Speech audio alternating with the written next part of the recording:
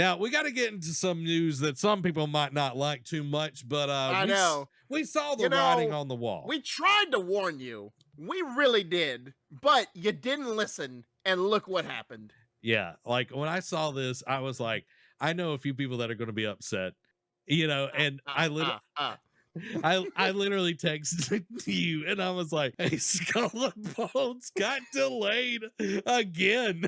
Yep. This time to March 2023, guys. And it's not that big of a surprise. Derek, let's jump No. into the details. After years of delays and uncertainty if we'd ever actually see Skull and Bones release, Ubisoft finally gave it a release date not long ago and had it set to hit the high seas on November 8th. Now, however, it has been delayed once more with a new release date of March 9th, 2023, for what could very well be its last delay. Quote, "Our team is hard at work polishing and balancing the experience ahead of the worldwide launch," said Ubisoft in a blog post on Wednesday. Quote, "As a result, we've made the tough decision to move our release date to March 9th.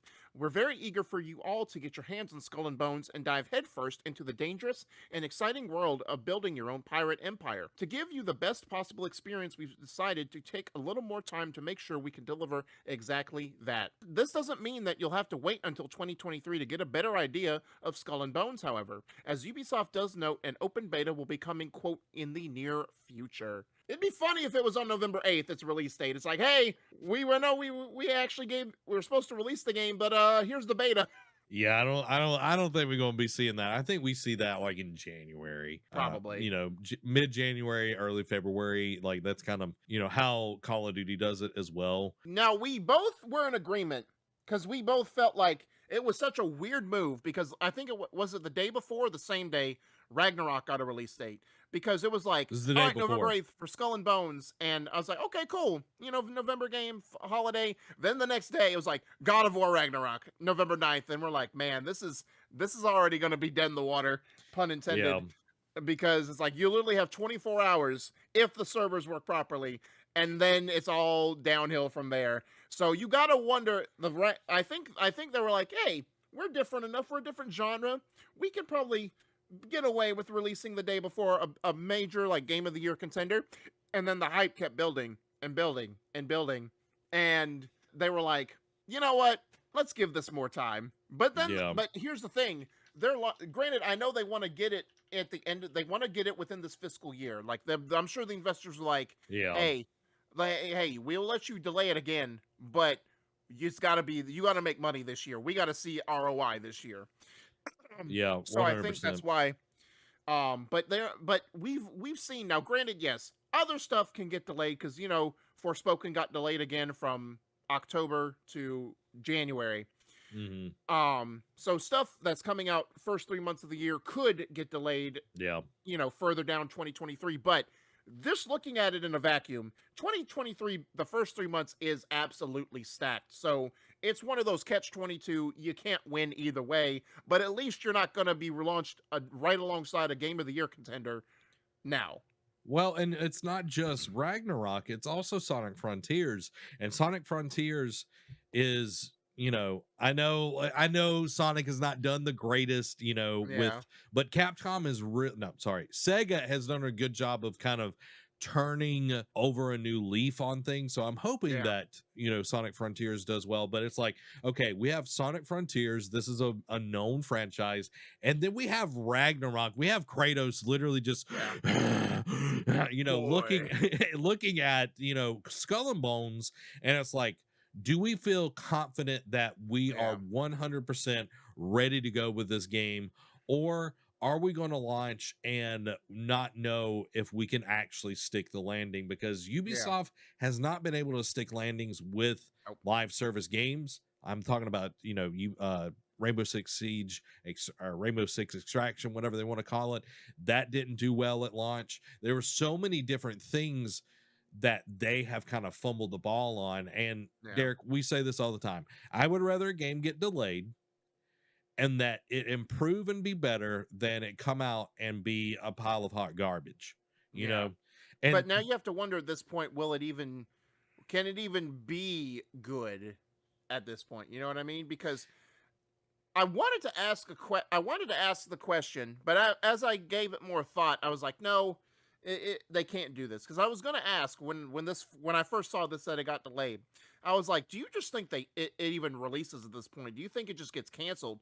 But thinking about it, it's like Dreams. They have spent so much time and effort and money into making this game that the Ubisoft investors are like, you can't delay this. I mean, well, you can't cancel this. Like, you either Yeah. delay it but make sure it gets this fiscal year, or there's going to be consequences. Like, they just can't cut it off. They can't 86 this game at this point.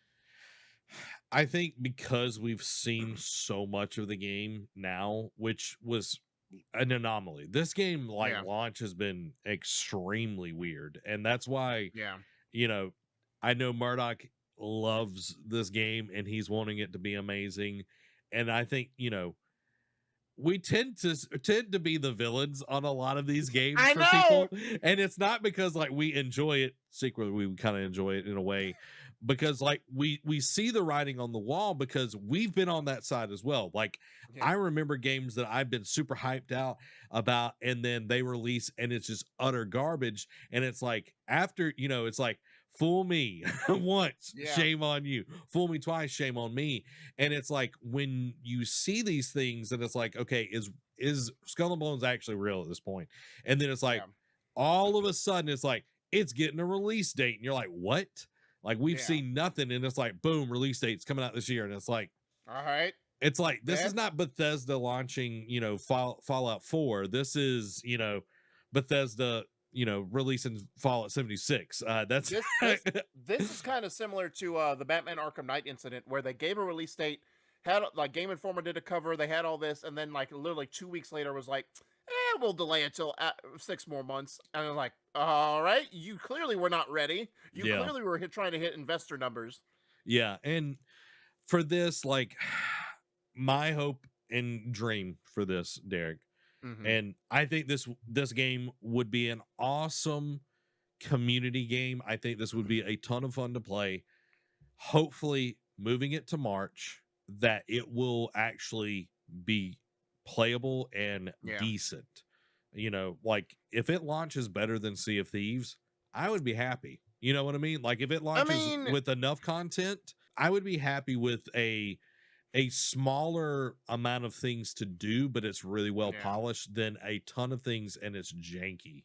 How about this? Like, okay, comparing it to Sea of Thieves launch, yes, you're right. It would definitely be a lot stronger get off the ground type of situation if they had more at launch. However, with Sea of Thieves keeping its momentum of how it's grown over the years and all the anniversary content they've done, like yes, we haven't seen anything lately, at least not major Hmm. posted.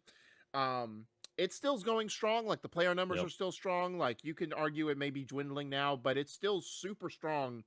Yeah. So can it beat Sea of Thieves eventually? I'm not saying at launch. Can it beat it eventually? That's the biggest concern because for better or for worse, it's its direct competitor. Yeah. And, Sea of Thieves is not launch Sea of Thieves. And that's what they're Yeah, going against is yeah, current Sea of Thieves. So, only time will tell what we're going to get from this.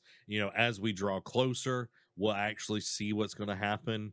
yeah, I'm hoping that, for Murdoch's sake, he's able to get into the beta yeah, since he got selected and everything. And I think they weren't ready, one, and yeah. two, it makes more sense to push it and not have to go up against because God of War is going like it and Elden Ring are the game of the year contenders. Yep, Like sight unseen, those are the game of the year contenders. That's going to be in everybody's discussion.